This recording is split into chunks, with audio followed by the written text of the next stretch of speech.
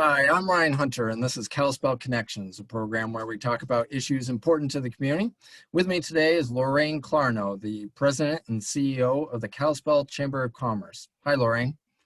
Hi, Ryan. How are you? Good. Several weeks ago, I attended the Kalispell Chamber of Commerce's Growth Summit, and Yeah. I just thought the conversation that the chamber hosted at that summit was just fantastic, covering a lot of the issues that the community is facing. And I thought we'd talk a little bit about that, and just want to get your feedback and kind of what your takeaways were from the summit. And I guess we could start with the growth that we're seeing and just the anticipated development in downtown Kalispell that a lot of people were talking about at the summit. What did you take away from that part of the conversation? Boy, what I took away was that we really have two choices. We can define the growth that's on its way, or we can be defined by it. And I think I said that in my opening remarks. The secret is out. Kalispell is a magical and very special place, and folks are going to be coming. We know that. We're getting calls each and every day. We're seeing the permits getting pulled. We're seeing so much interest. It's really phenomenal. And I'm a true believer that you can grow a community with smart growth and maintain your community values. But in order to do that, it takes rolling up your sleeves and having some tough conversations around the topic. The growth is coming. There's no stopping it. So that was really the foundation of what we wanted to lay at the Growth Summit. Really bring people up to speed. So many of us, we're all so busy all the time. We have our own lens, and we don't necessarily see everything that's going on around us or what's in the pipeline. You as a city councilor are far more aware than the average citizen. I'm relatively aware, but very new to the community. So I thought it was important to bring us together, lay that foundation, bring business folks up to speed on what's coming so that we can start tackling some of these tough issues, because we can solve them or we can let them run us over, kind of. Yeah, and I think one of the things that people don't always understand is that they think the development brings the people, and they say, oh, I don't want to see more development, less growth. But it's really the opposite. It's the people that spurs the development, and so you're not going to stop the people from coming. Even if you stop the development, they'll just spike prices, and as we see with some of the housing prices. But right. And, as I shared, I came from a community, Beaverton, Oregon, that grew in my 21-year tenure from about 35,000 to over 100,000.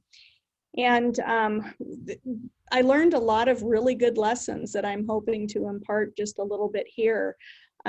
What I learned in that first session from the developers panel that we had, or I guess it was the second one after the city planners and managers spoke, was that, my gosh, we are so blessed to hear developers on a stage in front of about 200 business people say, we want to develop what our community wants to have.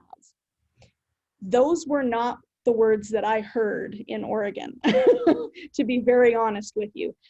We had developers coming in and seeing the financial opportunities, and basically they knew what they wanted to build. They'd buy the land and they'd put it there.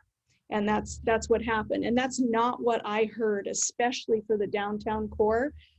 Each of the three that were there were basically imploring, we want community input. What is it? What are the gaps in our downtown? What do we need? How can we be a part of that solution? We are so blessed, and those are the developers we want to attract for all of Kalispell, not just the downtown core. Absolutely, yeah, and it's wonderful to see the infill development, but also one of the things I picked up on, which I think is great, and really the intention is that park line trail that is now being constructed, and how much that's going to really spur this infill development. That's really quite exciting. I mean, some of these different projects, the one at the old CHS grain elevators, just Nick Ruiz's. Yeah, just a crazy The restaurant on top of those silos. Oh my goodness. How fun, how Yeah, transformative. exciting. Yeah. And then I wish I was that creative. it's going to be a fun addition to the town. Really interesting. And the plans for the KM building and the parking lot behind the KM building, some development there. Right. Um, so it's really exciting to see what those plans are going to entail and what we'll see in the community in the coming few years as a result of that Parkline Trail. So Yeah. so another topic is transportation. We talked a lot about some of the challenges, and transportation is one of them. And looking at the airport and what the situation they're in. Can you Oh talk a little boy. bit about the challenge of transportation? Yes, you bet. Well, again, we're really fortunate to have some major projects underway as we speak, which are going to improve freight mobility and just, community mobility. It's that painful place we're in right now where we're going to be disrupted, especially this summer. But the Montana Department of Transportation is doing a lot of work on existing corridor roads and so forth for safety things this summer. And then, of course, we have the roundabouts on the alternative 93 being worked on. So there's numerous projects in the work that are, I think, ultimately will be part of that solution to relieving a bit of the congested points.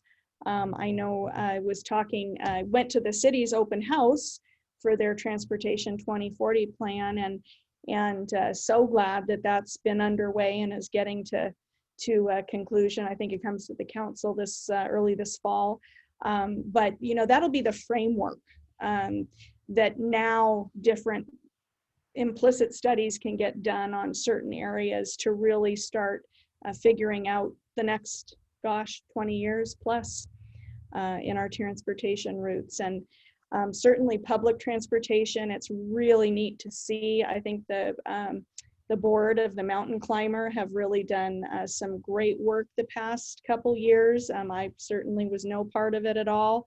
But the changes they've made, not just in the branding, but looking at models and how public transportation can, as we grow, begin to fit in to be a part of that, moderation of our congestion and transportation issues. So there's so many good things going on right now. Yeah, it's exciting to see the Mountain Climber. They're going to kind of a Uber-like style where they do direct pickups. They're going to have an app introduced where you can just basically call for a ride. To see that with a public transportation system is a little bit unique. I think it's, a lot of them I are think it's heading that very way. unique. Yeah, but it's interesting to see, it's a creative way to address some of the problems. And just, just hearing about the bottleneck at the airport and the lack of rental cars in the community this summer and the challenges that's going to be. And I know Mountain Climbers trying to fill that gap a little bit as well, but Well, we had some really wonderful conversations with them, and they wanted to be a part of that solution big time, and they were coming to the table. They have the buses, but unfortunately, they're in the same place that so many of our employers are. They don't have enough drivers.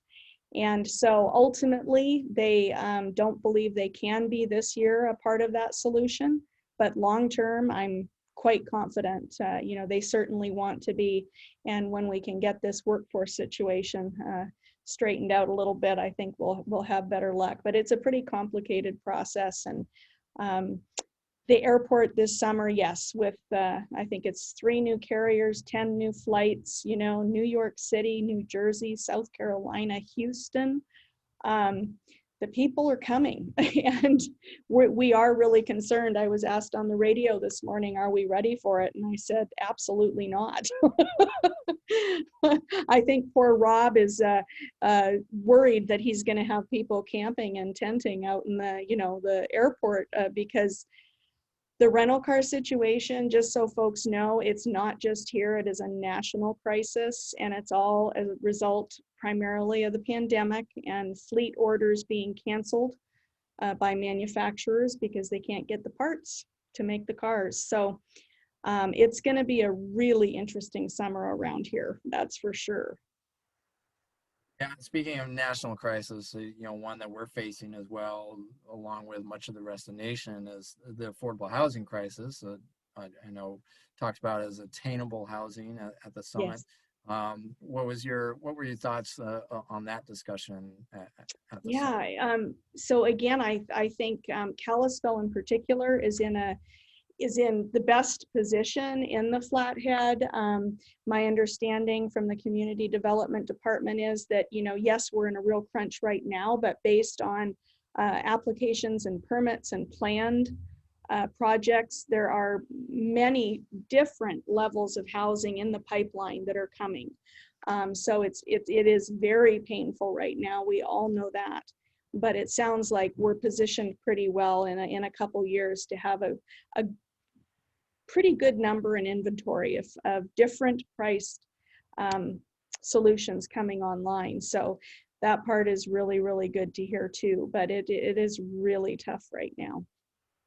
Yeah, and certainly And we went with the word attainable housing because certainly our goal, and I'm sure yours is as well, is that we want every resident of the Flathead and Kalispell to be able to have a comfortable roof over their head. And it's whatever that means to them, and it's what they can afford. But we need to have that breadth of inventory and choices so that we can address some of this and get more workforce into our valley.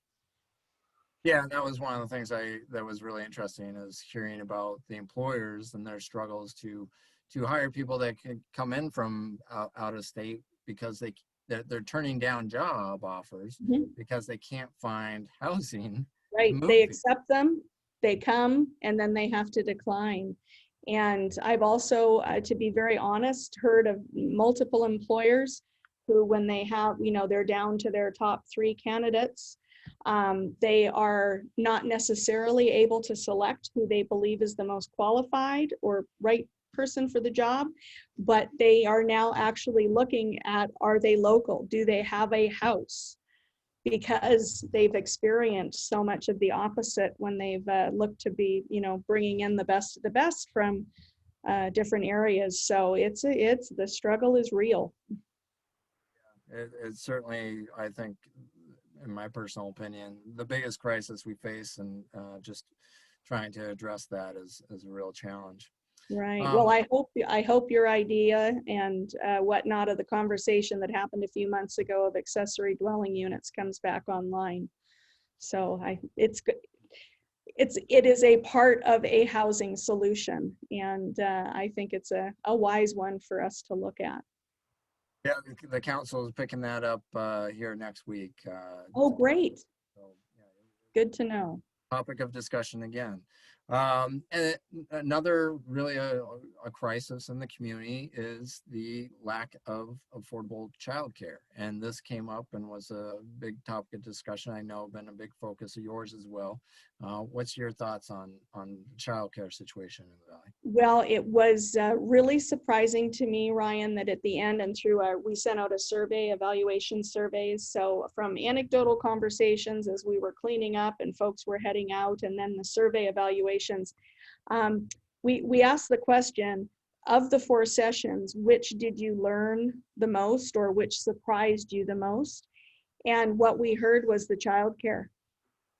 The childcare. Employers had not really basically put that on the table as one of our challenges. And I think after hearing Colette and then Joe Cola talk about what it takes to actually afford a place to live and to have adequate, accessible, and quality childcare, I think it really opened a lot of eyes. And to that end, as I said, we wanted this Growth Summit to be the foundation, just bring us all up to speed with information, and we're going to be deep diving into some of these areas. And our July 12th luncheon is going to be on childcare.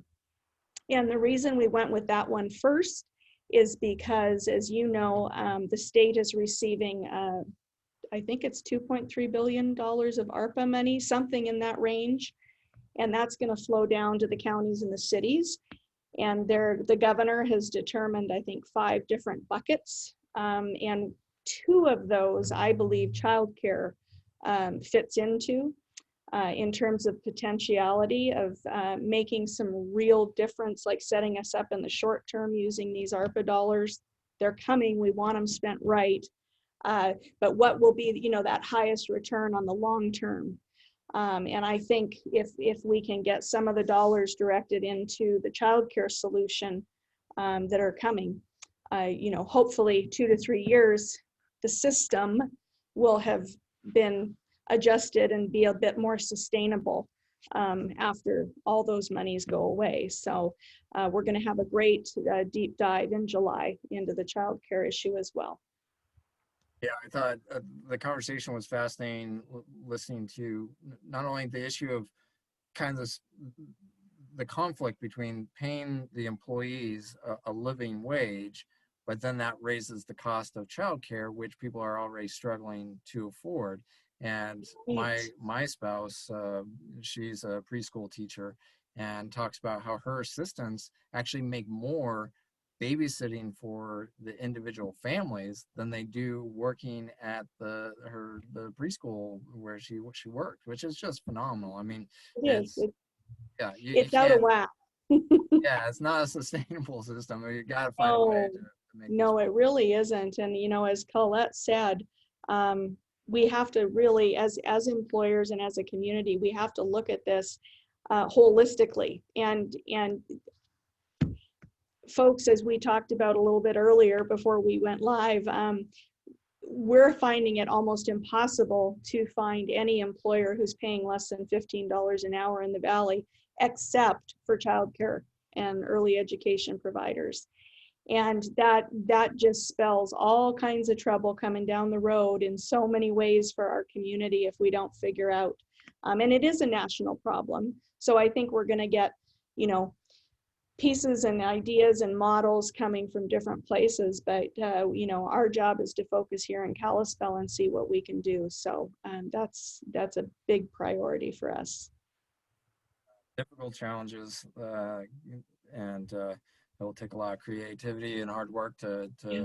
work through them for sure. One of the things that really surprised me, and I certainly had not thought about, but Colette shared how there are some public dollars directed to subsidize some families for childcare and daycare.